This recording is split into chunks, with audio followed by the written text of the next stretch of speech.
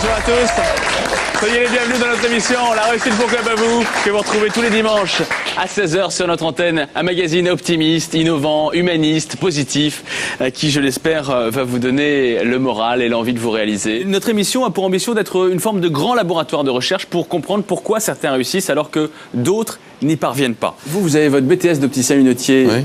Dans ces écoles, on n'apprend pas la finance, on n'apprend pas les affaires. D'où vous est venu ce génie pour le business ? J'ai démarré comme énormément de gens, sans argent, avec des dettes, et ma préoccupation était de rembourser mes dettes.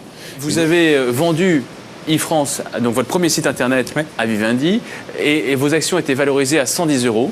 Les leurs. Voilà, ils vous ont payé avec ces actions-là.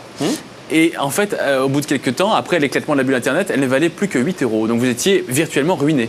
Ah, j'étais même plus que ruiné, puisque j'avais, moi, eu la super idée d'emprunter de l'argent en mettant en garantie les actions Vivendi. Donc quand l'action valait 110, les banquiers me prêtaient tout.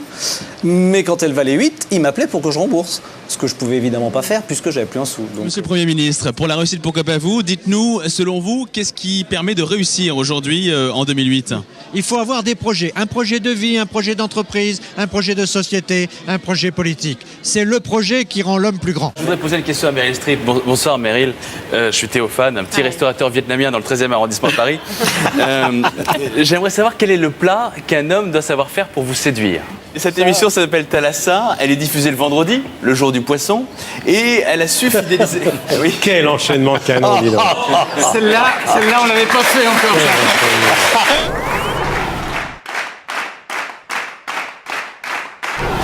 Mesdames et messieurs, bonsoir, bienvenue au Westin pour fêter un grand anniversaire, les 20 ans du club des directeurs de la restauration et d'exploitation. Merci de faire un triomphe au président Yeto. Alors, vous avez vu que ce soir, les Asiatiques travaillent.